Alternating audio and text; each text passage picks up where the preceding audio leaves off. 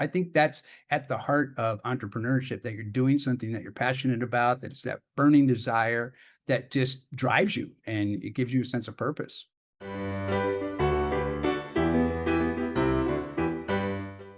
Good afternoon, everyone. This is Gretchen Rowe for the Demi Learning Show, and I am so excited to welcome Nicole Thomas and Dennis DiNoia today to have a conversation with you about launching your dream. We're going to talk about entrepreneurship, and this is really going to be a workshop format, and I'm going to let them introduce themselves, and then we'll get started in earnest. So, Nicole? All right. Hi, everyone. My name is Nicole Thomas, which very few people know because they know me as Nicole the Math Lady. But my husband apparently likes to, and every now and again for me to throw in that last name. So started Nicole the Math Lady, and I just realized this year that it's been 10 years since we started that endeavor. And, as you will hear as we go through, this, I've always been an entrepreneur at heart, but I truly believe that entrepreneurism comes from who you are, what you're naturally passionate about, and having that be an expression in the world. So at a certain point in life, I was like, I love kids. I love teaching kids. I should find a way to do that. And it starts just like that with the kernel, the little tiny kernel. So I've just been really blessed to have met so many wonderful people in this beautiful industry. Dennis and I got a chance to really hang out and become good math buddy friends. And we just want to share, I think the world of homeschooling is ripe for entrepreneurism. So I think it's just for many people, it's just like a hop, skip, and a jump away. So if we could be some instruments to share our stories, we'd love to do that. Yeah, well, hi everybody. I'm Dennis DiNoia. Most people know me as Mr. D from Mr. D Math, and my story's similar to Nicole. I guess what I would say though is I'm a recovering classroom teacher. That's probably my thing. And I started in education in 1988, and 2010 left the school system and started Mr. D Math, and here we are. But Nicole, the one thing about homeschooling, and you just touched on it, it's like you get you and I and Gretchen. We're three different math companies, yet we all get along. We all work together. You can't do that in any other industry that I've ever seen. And so the fact that we get to play together, work together, share ideas together, it's a joy. So yeah, it's excited to be with everybody, and let's roll. It is, we all identify that every key doesn't fit every lock. And so we're just looking for the best possible experience for kids to make sure that they have the opportunities available to them. And it's always been a pleasure to come alongside you guys at conferences, and to get to have you on here today is a very special privilege for me indeed. So the outgrowth of this was the fact that I listened to you all do this presentation. Gosh, was it really all the way a year ago? And it was so fantastic. And I'm like, yeah, I'll have to come talk to me about this because it's just such good information.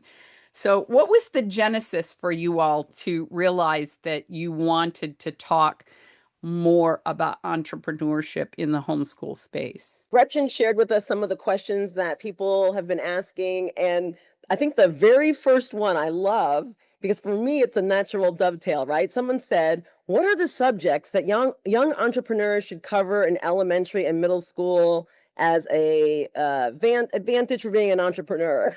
And not to be commercials for math, but I was just thinking, like what we do every day to me is all about building logic and thinking skills, logic and thinking skills, logic and thinking skills, right? And to me, when I think about what it takes to, it's funny, my daughter right now is graduating from college this summer, and she is a business major with an entrepreneurship minor, right? And I always laugh, and I'm like, what are they teaching you in that entrepreneurship, course that I couldn't teach you here at home, Because really, to me, it's like sharpening. As long as you are sharpening those logic and thinking skills, which I believe that is many of our, we're maybe less concerned about the exact, grade over here. To me, it's all about creating the logic and thinking of a human being that is a natural jumping off point for entrepreneurism. Like, the world that we're in right now is, who knows what's going on out there, what's going to happen in the future. But I know if there's anything I can bet on myself because of those skills that I developed back in the day, you know?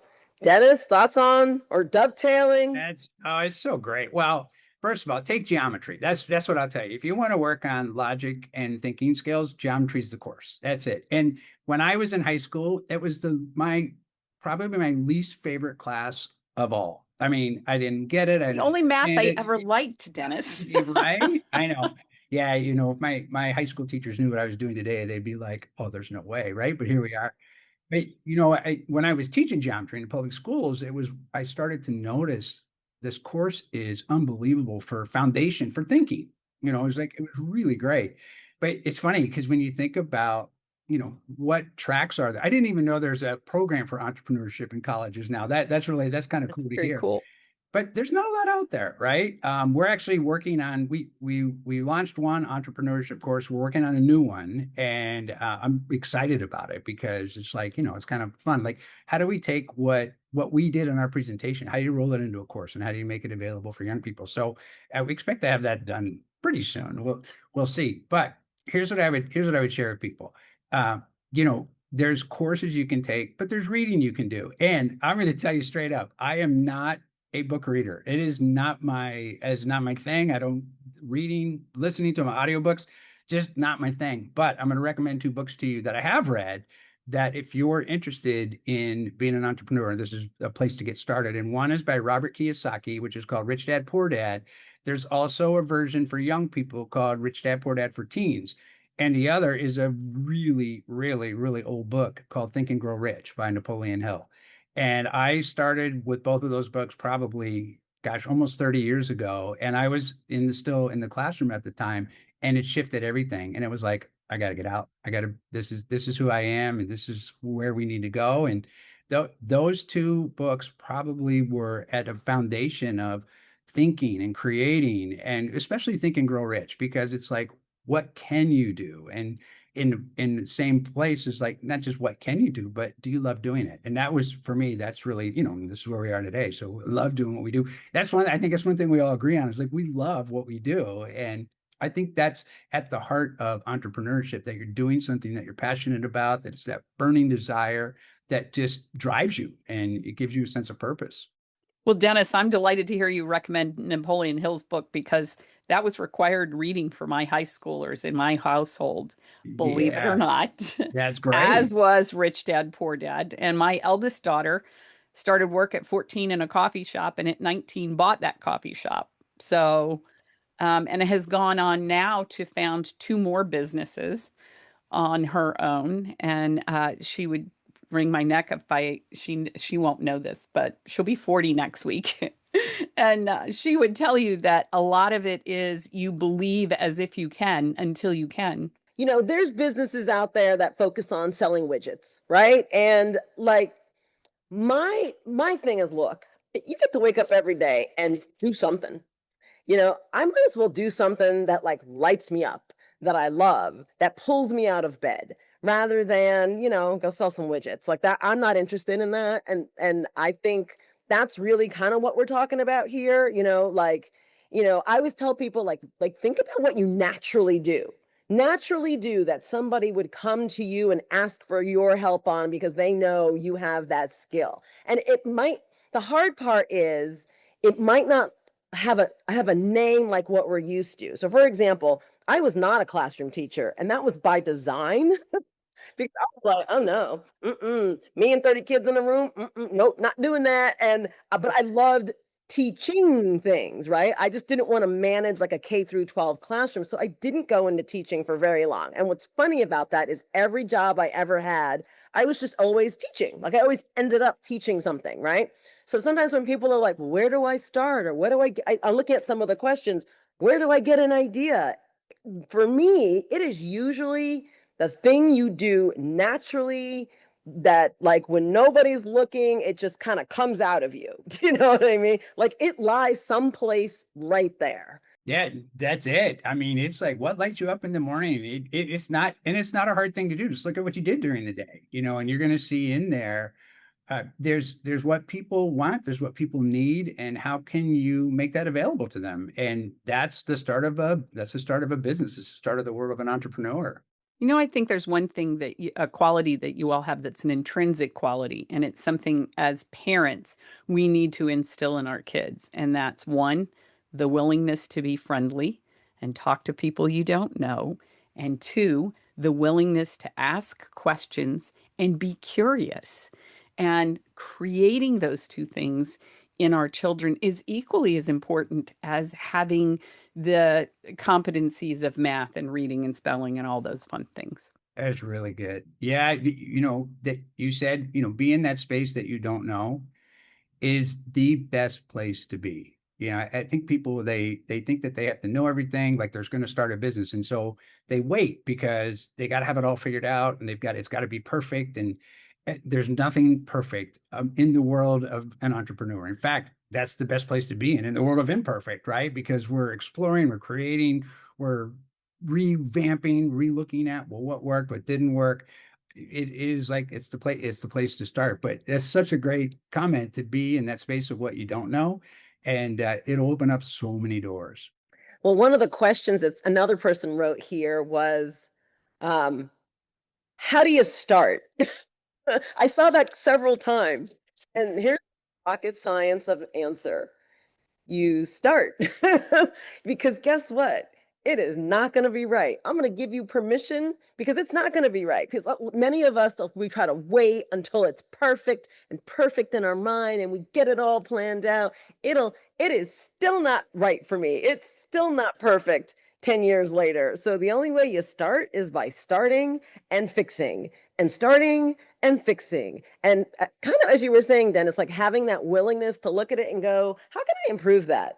How can I make that better? How can I ask my customer questions on how to make their lives better? Because like I'm here for them, right? So I don't know everything, but I'm willing to ask. I'm willing to be curious, and I'm willing to find out how to serve them better. Because for me, that's what has you be successful in business, right? Is at the end of the day, you've got a customer who you're making happy. So it is that willingness to be curious, but also that willingness just to be like, well, I don't have it all worked out, but I'm going to start. I'm going to keep tomorrow, and I'm going to keep going the day after that. Nicole, and I know your story and we both come from the same place. How wrong it was when we started, like how many things were, you get out there, you go to the first homeschool convention, right? And people are looking at things and they're like, well, yeah, but what about this and what about this? Oh my gosh, I didn't think about that, right? And it was like, just getting started. It was, what do they call it? When your viable product, when I started there and what I looked at and what I was sharing with people, here's how bad it was.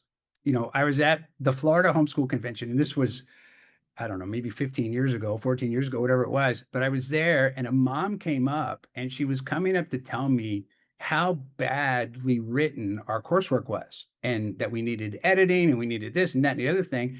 And she came up and she stopped and she goes, I didn't know what to do because there were so many kids around you saying how much they love the program. She said, I couldn't come up and tell you that. And then she's telling me this story, and I said, well, what kind of work do you do? And she goes, well, I'm in editing. I said, you're hired, right? And so we brought her in, and she edited everything, and it was awesome, right? But we started off, it was rough when we started, but we grew, we improved, found the right people to do the things that I wasn't good at. And that's probably another thing in in the world of entrepreneurship. You don't have to do everything, and you can build a team around you. That's in Think and Go Rich. It's one of the things Henry Ford, that's what he was so good at, was having a team around him of experts that he just had to go to them. He didn't have to have it all figured out. That is true. One of the things that you all talked about last year, I actually went and dug in my cabinet and pulled out my notebook from last May when you all spoke. And one of the things you talked about is figuring out how to make lemonade out of lemons when it wasn't going right, assessing what wasn't working, and then just continuing to go forward. And I think one of the messages that you all emphasized last spring was it's not going to be perfect. And if you think it is, that causes you to hesitate to start. So instead, just start somewhere. And I wonder if you could go back to the beginnings of knowing now what you know, going back to the beginnings of Nicole the math lady and Mr. D math.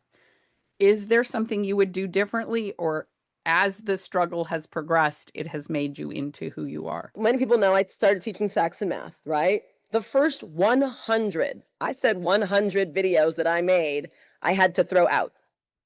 I'm just gonna let that sink in for a little bit. 100 videos, like worked, realized something was not gonna work. And at that point, it literally could have been like, okay, I'm done. I'm gonna stop. I'm finished. Didn't do it right, And it was like, well, I could pivot and I could do it like this instead. And like what's so funny about it is the this instead worked out better than what I was originally doing. But I wish I could tell you that that only happened once. Like, you think I'd have figured it out by now? No, it happened. It's happened so many times where you're like, okay, this is it. We're going full force on this. And then you go in this direction and you're like, that's not working. Let me pivot. I call them hard right turns in life. Like, you think you're going down one path and you're like planning life. And then all of a sudden circumstances change and you have to make a hard right turn and you're completely going a different direction. But the second part of your question is what would you change or would you change? I wouldn't because I'm clear all those mistakes. Like I will literally say in a math video when I've made a mistake, I literally go, okay, so I'm not re-recording that because I've been talking for 10 minutes. But yes, Nicole the math lady makes mistakes. I just made one. Did you see that? Okay. And then I found out that kids actually like it when I point out a mistake that I've made. They're like, oh, it's like she's like she makes mistakes too. Like, so, this whole like, I'm just gonna because I have a lot of friends who want to be entrepreneurs who are always coming to me for advice and, sharing my story. But like I keep seeing nobody wants to start because they want to have it perfect first. And I gotta tell you, that's never gonna happen. So you're gonna start today, or you're gonna start tomorrow, or you're gonna start next week, but start. That's so good. I guess the other thing too, like what would I change? I don't think I could change anything because when I started, I started by recording DVDs, right? So I'd make a recording and it was one of those things like there was no online and there was no the way that we do things today. And so I mean the good news is that technology is moving so rapidly that whatever you're doing right now, just get, like Nicole said, just get started because if there's a way to improve, a way to make it better, a way to find an easier way to do things, it's going to show up. And I think the other word that I love is have faith. It's about making a decision and then put your decision in action. And I think that's what oftentimes people they don't say, I'm going to start. And when I say that you're going to start making a decision, you have to tell everybody you know that you're doing it. Everybody. And, people are like, no, I want to keep it a secret. Tell everybody because it does a couple of things. One, put you on the hook for it, right? Now you're going to be held accountable because the next time somebody sees you, they're like, hey, how's that going? But the other thing it does is that it opens doors for you because you never know who you're talking to that might have the perfect idea for you that will give you the thing that you hadn't thought about or the thing that was missing or the thing you didn't know how to get to. And I look back at the recording and recording software. I mean, I started with a lavalier microphone attached to my shirt, and it was awful, right? But now I look today, and it's like technology's better. What did I know back then, right? And I started asking people, well, I'm trying to make these videos, and what do you? And they kept giving me tips from people that I would never expect it from. So tell everybody what you're up to. And don't be embarrassed by that because people love to support you. They want to give you ideas. They're going to encourage you. And by the way, people that you may not know as well are going to be the ones that give you the coolest stuff. The people that know you're like, oh, you can't do that because that was my family. Like, what are you doing making math videos? What do you know about that, right? And it's like, well, this is where we're going, right? And so, yeah, but it does turn out. So, yeah, would I change anything? There's no way. Now, does your family have a different song? Do they sing it differently because they've seen how successful you've been? Oh my gosh. Yeah. So now it's so funny because now they take credit for everything. That's what's really funny about it, right? They're like, see, I remember when, and I encourage you. I was like, whoa, slow down. Right. No, it's like, it's so funny how they don't remember that. But what they do remember is it turns out, right? And now they're like, see, we knew you could do it. That's awesome. So what is the mindset that you would say, particularly for a young adult maybe a 16, 17, 18-year-old? What's the mindset they need to develop beyond the ability to be resilient? Um, what are the things they need to do as far as habits, those daily things that you would say that helped you all in the very beginning that kept driving you forward? I would say, right? So again, a lot of people have ideas, right? Oh, I want to start something. And some of us are even strong starters. But the people I think who make it long term are the people who are willing to do like one thing every day on that passion project. One thing every day. Because it's not about like, oh, I started strong and then I fizzled out. It's like, oh, I took one incremental step. So I'm going to let Dennis, because we love to talk about integrity and what we think integrity means, right? And really about honoring the word you gave to yourself. We will more quickly honor the word that we give to other people than we will to ourselves. So to me, yep, resiliency, yep, deciding on that passion, but like now go be your word and do what you said you were going to do. So don't let anything stop you from honoring your word to yourself. You said it all, and schedule it. Like have a schedule. Even if you schedule 10 minutes a day and in that 10 minutes you can't think of anything, then sit there for 10 minutes. But you are doing something because in that 10 minutes, an idea is going to come to you, something's going to happen. And it's so easy, like Nicole said, get out of the habit, right? But if you just say, this is what I'm doing, my family knew on Sunday don't bother me because I'm recording. And that's what it was. And that went on, you ready? Every Sunday for 4 years. And that was like 16-hour days of recording, writing, editing, all of it, right? But it was what I did without question. I even missed a lot of Super Bowls. That was rough, right? But but that's what it looks like. It is, being consistent with your word. Like I'm giving my word to this. And when you don't do it, is it the end of the world? No, but you need to tell whoever you promised, hey, I said I was going to do this and I didn't do that. Or tell yourself, wow, I said I was going to do this. I didn't do that. What got in the way that I can get out of the way so that I can get back to what I said? And then you just make a new promise and you get right back to it. So that's probably it. Being consistent, having a schedule, honor your word. And then if you're starting with something, going back to that, something that you love, something that again you naturally wake up into every day, then that work doesn't seem so hard, right? If it is not something that's like an outpouring of who you naturally are, then it does seem like work, doesn't it? And who wants to do that? So like you got to start in the right place such that the love of whatever that is, whether for you it could be organizing, maybe you're an organizer, maybe you're somebody who loves supporting somebody else, like that's what I meant about it. There might not be a word for it or like an occupation for it, but there's skills that you have, there's a natural way that you be, that if you start there, then honoring your word isn't as hard, because it's just a natural, like, yeah, that's I love that, I'm gonna go do that, I'm gonna do that again today. That's great. Okay, so for everybody listening right now, right? Here's a question for you. Just take 5 seconds. And the very first one, two, three things that pop in your head, write them down. What is it you love to do? Just whatever comes in your head. It could be anything from stamp collecting to whatever, right? I like organizing, right? Like you're organizing, write it down because that's the start. Like it comes with the idea, and have faith. Like the right idea is there. It's waiting for you. It's coming to you because you're asking the question. You're putting it out there. It will find you. I'm gonna dovetail on the faith thing, and I hope you'll give us a little bit of latitude here, Gretchen. Because for me, I never really when I started Nicole the Math Lady, it wasn't about starting a business, right? I was clear that I wanted to teach, and I wanted to teach one-on-one. That's what I wanted to do. So I started tutoring, and which I had done when I was like 17. I was 40 something. And I just wanted to teach. So I started teaching. And I remember thinking, I drove almost like an hour to get to a student because just the way the roads are here in Florida, it took like almost an hour to get there. But I remember when I was doing it, I was so happy. Like I think I did it for $25. I mean, I was just so happy, like in that moment, like she got it. I was doing my, it was just beautiful, right?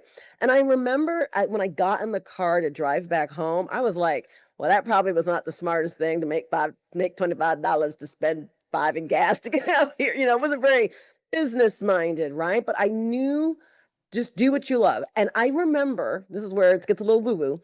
I remember sitting in that car on the way home, and then that's when the idea, like, oh, you could just make a video, and then like you could send it to her, or maybe you could put it online. It wasn't like I'm gonna start a business. It wasn't that. It really was like, and this is for me. For me, I was like, I remember having a conversation with God about this, and it was like, listen, it's my job to worry about the how this is all going to work out.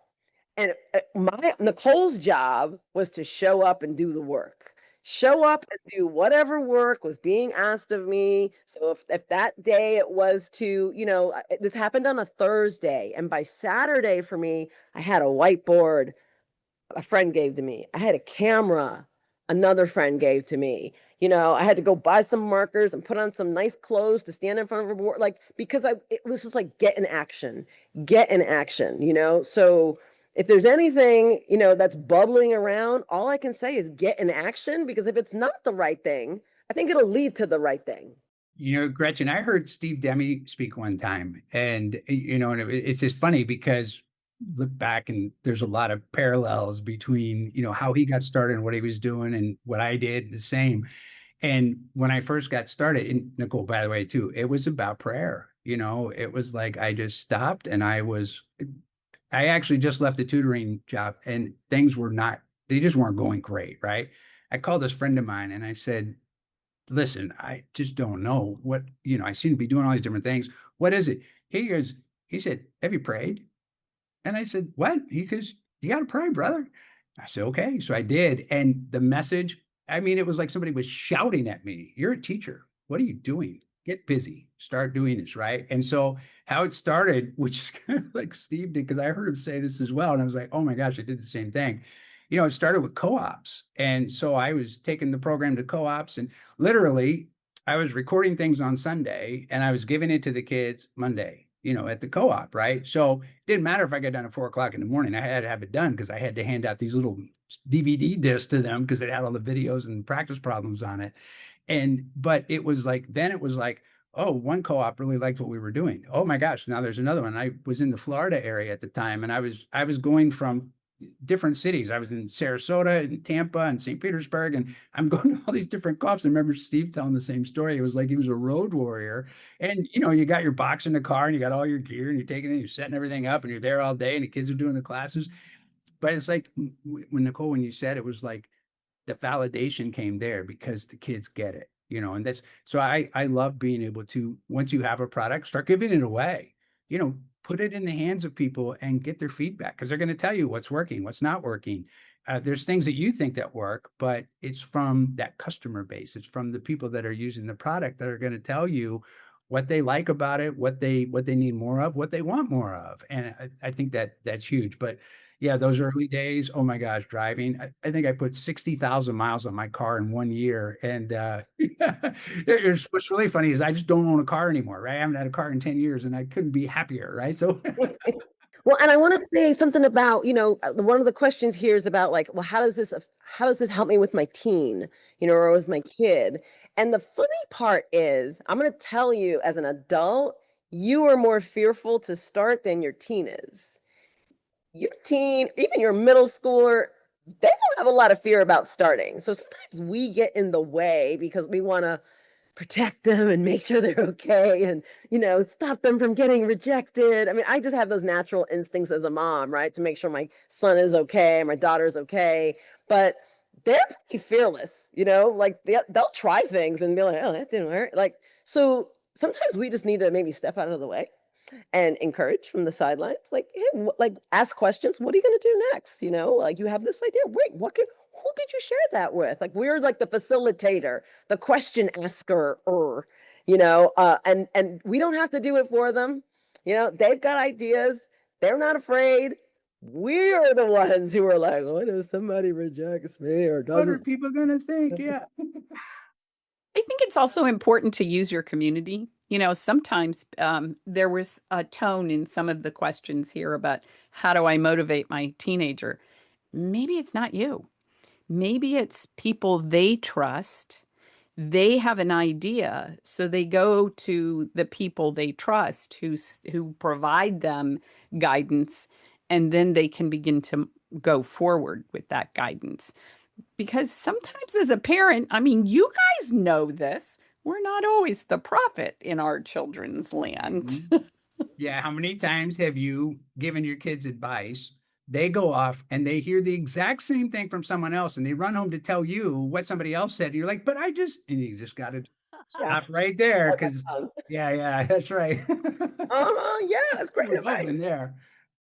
Yeah, one of the most brilliant things I have heard is a mom who had a daughter who wanted to start a business, but she didn't quite know how that was going to unfold. And mom, instead of sitting down and saying, "Well, you should do this, you should do this, you should do this," she sat down and said, "Who would you go to in the circle of the people we know to answer those kinds of questions?" And she said, "Well, Mm. I'd talk to Mr. So and so because he's an accountant, and I'd talk to Mr. So and so because he does marketing."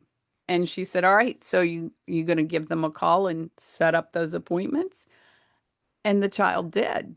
And that's a great place to actually motivate a student because now they've got some skin in the game. I'm going to add on to that. So, moms, dads, grandma, grandpa, aunts, uncles, whoever, the adults out there that are listening right now, model it. Like, be the one. Like, what is it, like you're looking for yourself.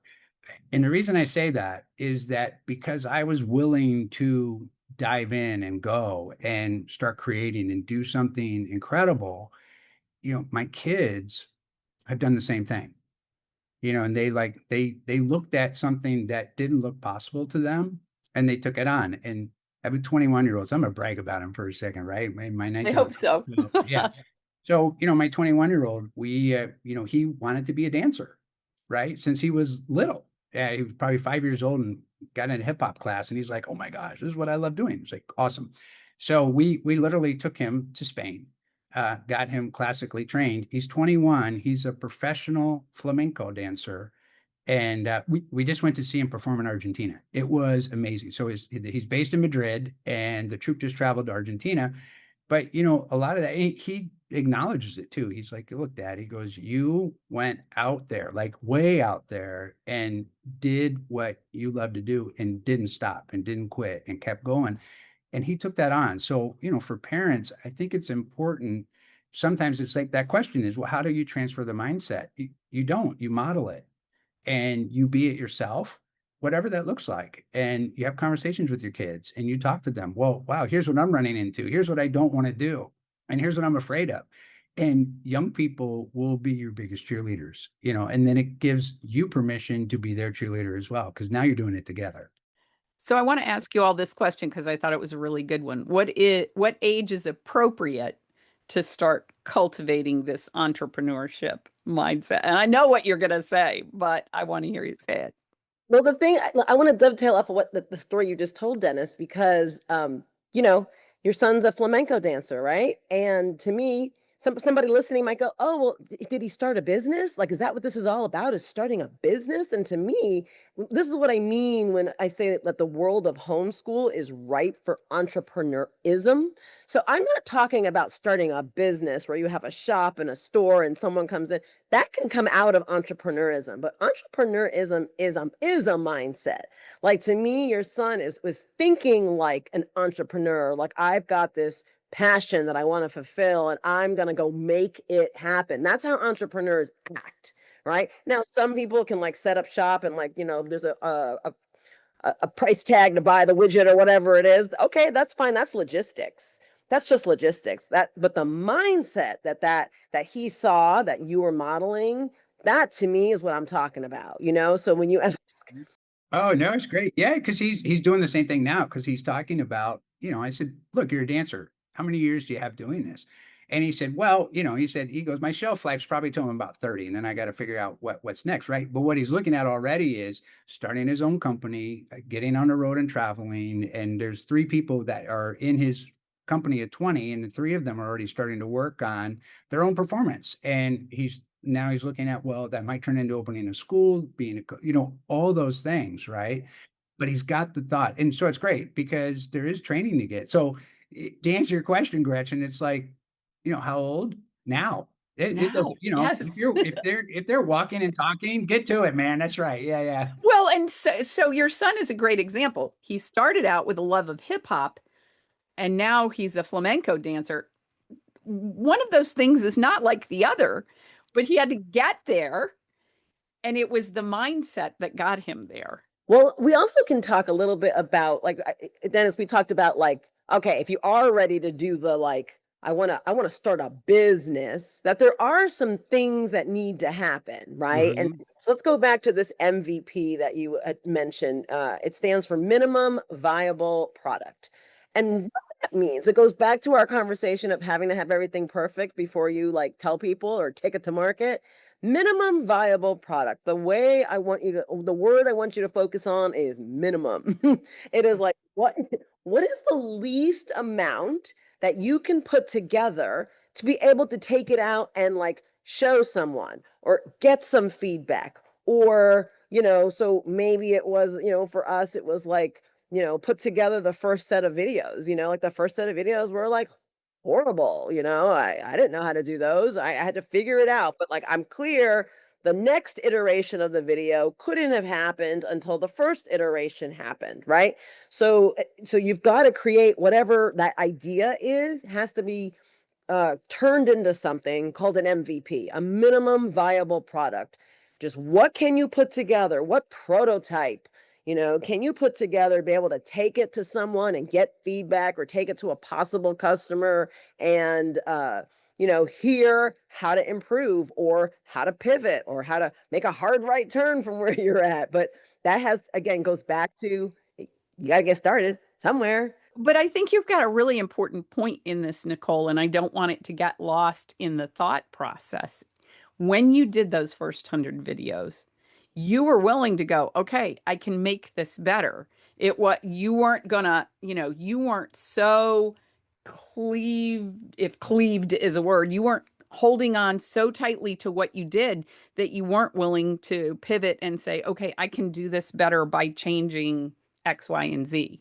To me, people who run successful businesses have to have that. Because if you're stuck to like my idea and this great idea that I have, and nobody out there who's a possible customer is vibing with that idea, you have a hobby, you do not have a business. Which is okay, by the way. You can have a hobby. I'm all for hobbies. I probably should find one.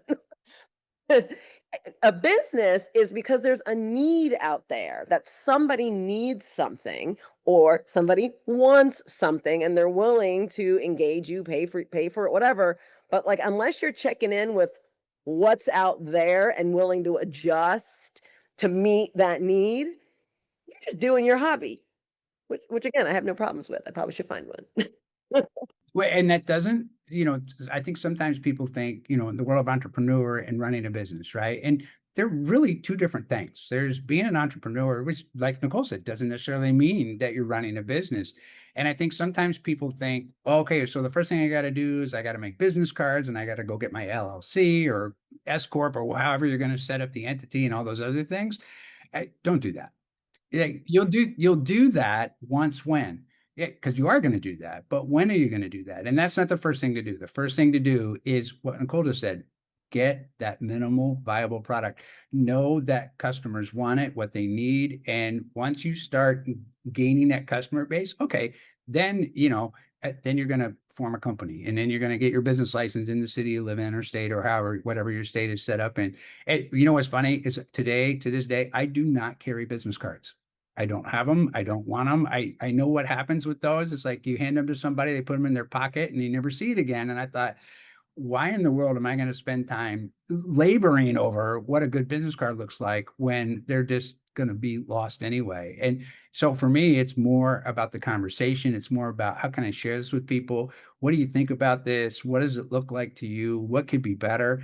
And be willing to hear what people say, because they're going to have an idea that you haven't thought of. And that's the gold in this. It's like hearing from other people, collaboration. How many people I wonder who are listening maybe got stuck after they came up with a name or tried to come up with a name? Like that was like the first thing you were going to work on? Because again, I've started businesses before and like I thought the name was so important.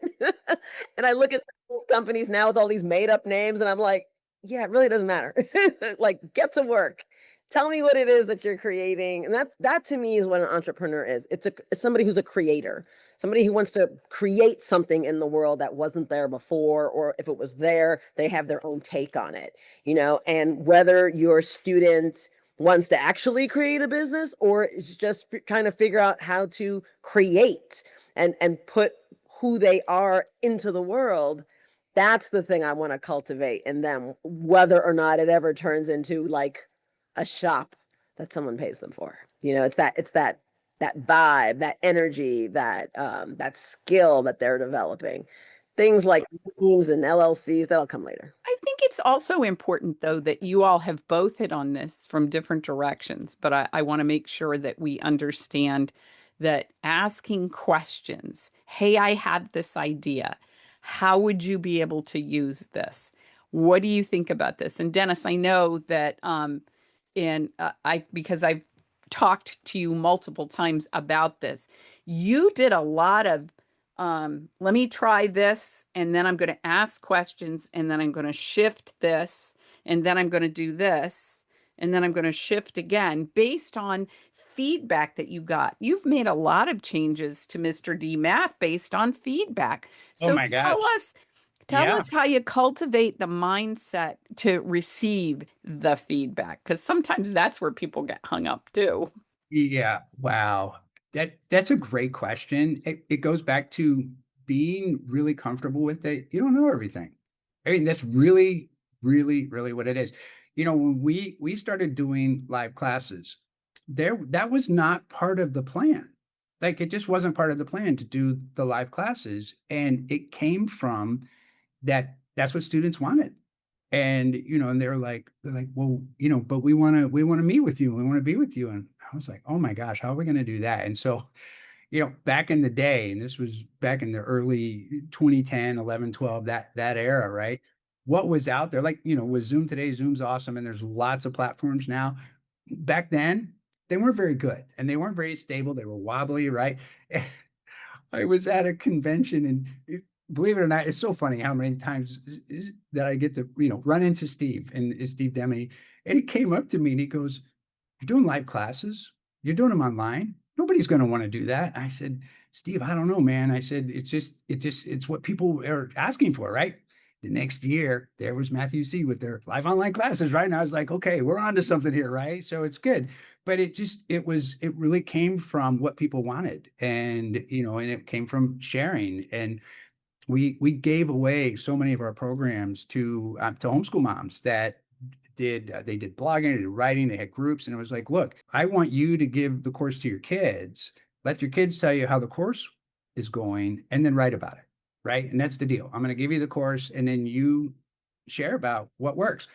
Is there a risk in that? Yeah, because they may not have liked it, right?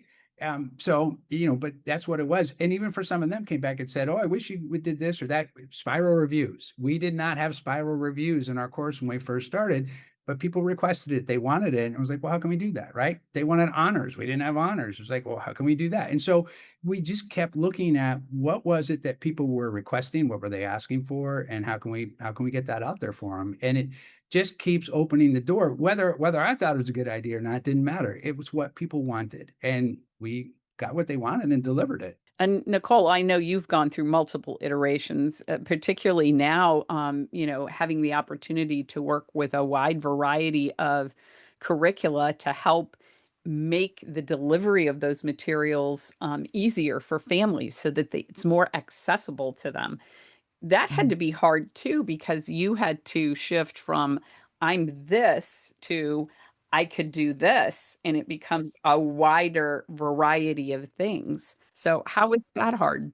Yeah, when I first started, everybody always said to me when I go to the conferences, "Oh, you're the Saxon lady. You're the Saxon lady." I'm okay. Let me tell you how I pick Saxon. Okay, my daughter had gone to a private school when she was young, and when I thought, okay, I'm going to teach math, I went over to the bookshelf, I grabbed the book, and I opened it up, and I was like, "Great, I'll teach this curriculum," and it was the Saxon curriculum. It wasn't that I had some master plan for Saxon or I had done all this I research. had no idea that's how that happened. That's how it happened. It was just sitting over there, right? So I'm somebody that like once I do it once, I'm kind of like, like I'm bored, you know? So once I finished, and Saxon took a while, like again, trying to figure it out and pivoting and all this took 5 years to record.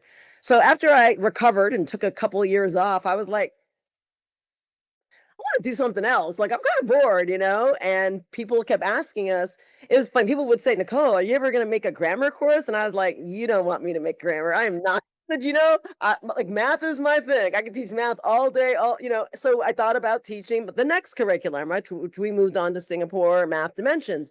And we really thought about it for a long time because I was the Saxon lady. Well, I used to say, I'm a teacher.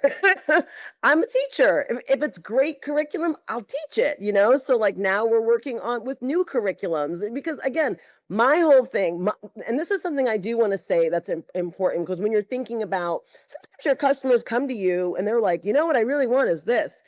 And also, if that is not what you do, that is okay to say, that's not what I do. But I'm going to leave that for somebody else and I'm going to focus on creating this. Now, it still has to be a market need, right? But it doesn't mean just because there's a need out there that you should be doing it. You've got to also I think it's like a marriage, right? You've got to match the need to your passion. And when that's a fit, when that jigsaw puzzle comes together, yeah, I think you got something. I think you got something. So yeah, you got to reinvent yourself. You got to keep it interesting.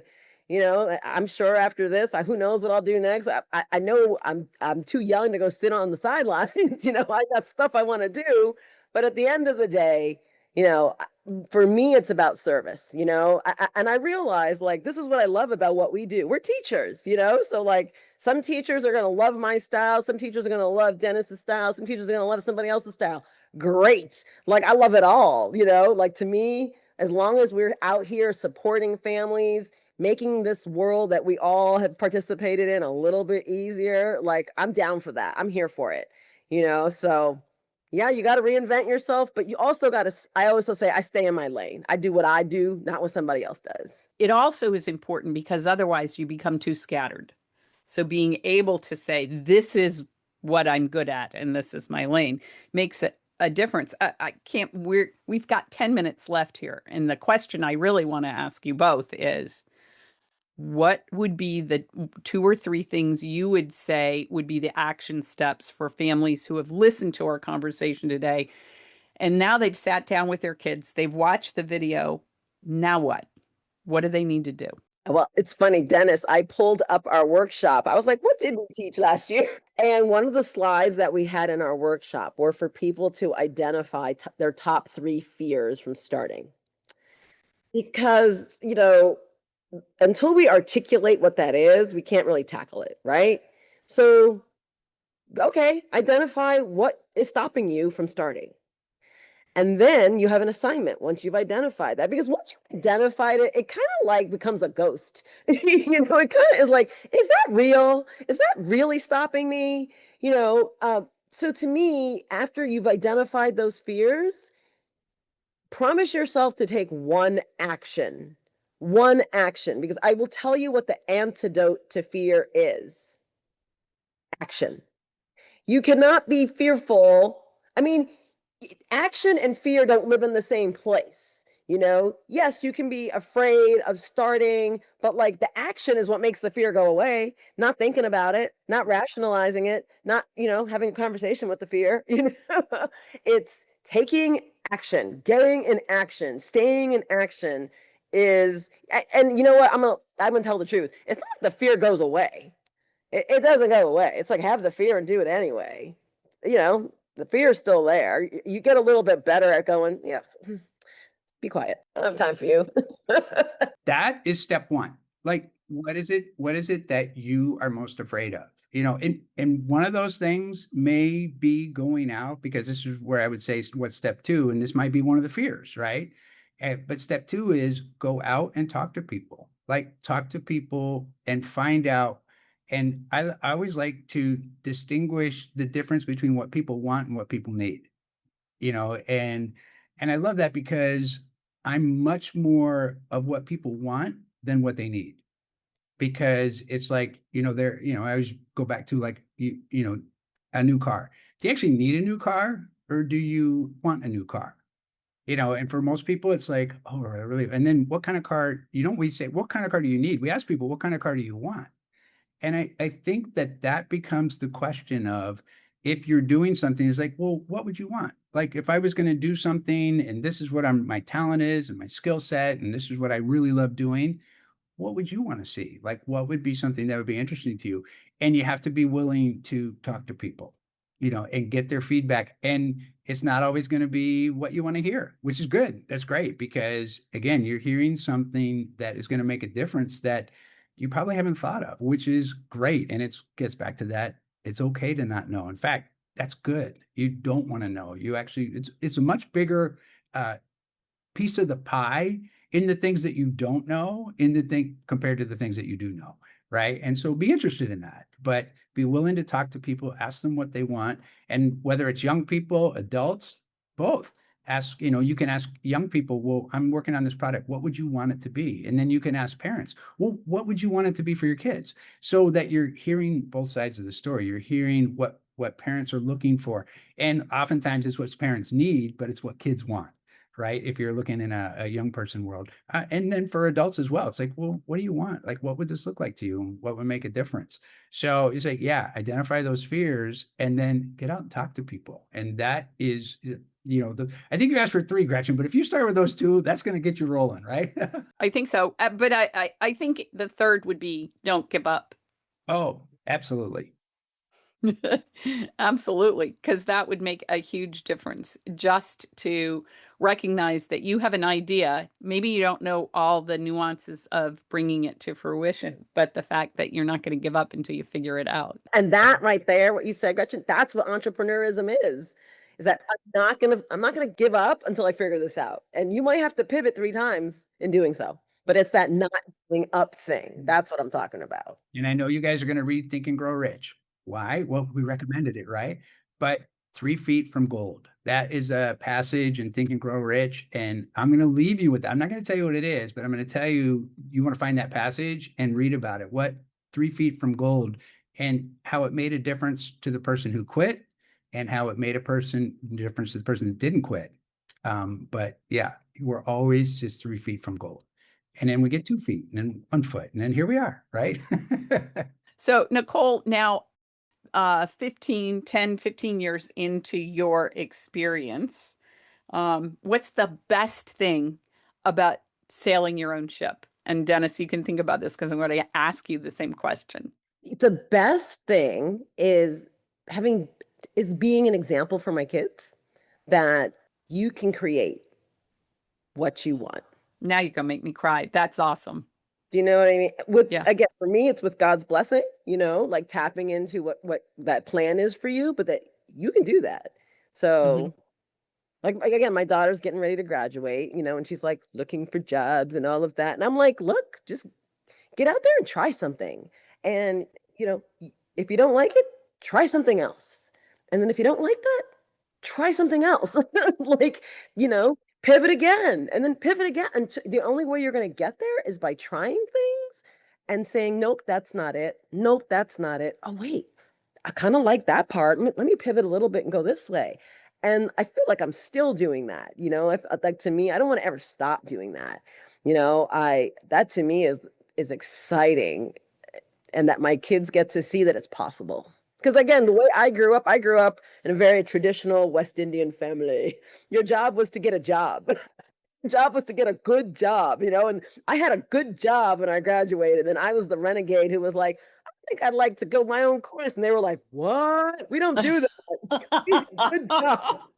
Well, okay, so there has to be a character quality in you that could push back against that, because a lot of people, when you receive pushback, then you're like, oh, okay, I won't do it because I've gotten pushback. And I know Dennis is really good at, oh yeah, really? Watch this. Bring it on. That's right. Yeah.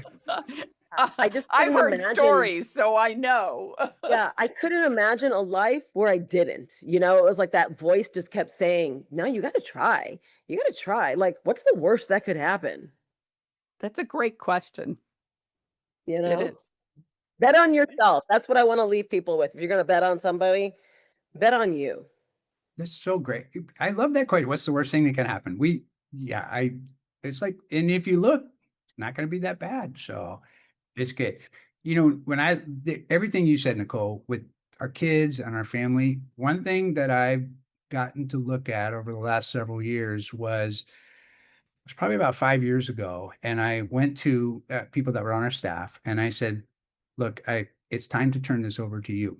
Like, I want you guys to take this on. Right. And we have the most amazing team, and our administrator, granted, you met Lourdes before, I think, right? And, and Nicole, I know you have as well. And, one of the things was she was the mom of one of my students, and it was like, and they, and I knew she was looking for some part-time work. And I said, hey, why don't you come on and do this? But, I went to her and I said, 5 years ago, I said, listen, I'm turning things over on the admin side to you and to Mr. H on the curriculum side. And they both were like, but we don't know how to do that. And I said, I know, but that's the point, right? I know that you don't know how to do it, but that's what we're going to do. And I think that if I look and I think what's the most rewarding thing I've seen is watching people start to develop themselves and discover things about themselves that they didn't know about themselves. And Lourdes discovered this amazing entrepreneurial spirit that she had. And it's amazing because she's coming to me now with ideas and she's looking at like what's possible. And she'll tell you, she goes, I never thought this is what I'd be doing. And I didn't know this about myself. And I think that is one of the most rewarding things, because the same thing's true in our curriculum, that kids come back and say, wow, I didn't know I could be good at math. And, it's overcoming those things so that people can move the ball forward and they can discover something about themselves that they didn't know. And that's the joy of this whole thing, is really people discovering something possible that they didn't think was possible. And it just opens doors. So I love that about what we get to do. Yes, absolutely. Well, I want to thank you both for joining me today. I know we could carry on this conversation much longer than we have. I think if we've done nothing else, hopefully we have planted a seed. I've had the opportunity to have you all as guests separately, but this was a really special opportunity to have both of you together, because the message that you all are delivering is so important. And it's not just starting a business. Nicole, you said it, it's bet on yourself. And that's something that we as parents should be teaching our children to do, no matter what path or direction forward they're going to go in. And so I thank you guys for doing delivering this message, because I think it's, particularly in this day and age, it is really needed. Our kids need to hear it. Our kids need to hear us articulate it. Thanks for having us, Gretchen. I know. Nicole, Yeah, really great to have you all here. And I want to thank our guests today for joining us. I want to thank you all for trusting us to come into your living rooms. We look forward to doing this on a regular basis, and we're so glad that you join us in this journey. Thanks, everyone. We appreciate your time and your patience with the ability to listen to us all talk today. Thanks so much, everyone. Thanks again for joining us. We're glad to be a part of your educational community. You can help us grow our community even more by rating, reviewing, and subscribing to the show wherever you may be hearing this. Don't forget that you can access the show notes and watch a recording at demmelearning.com/show or on our YouTube channel. We'll see you again next time. Until then, keep building strong foundations for lifelong learning.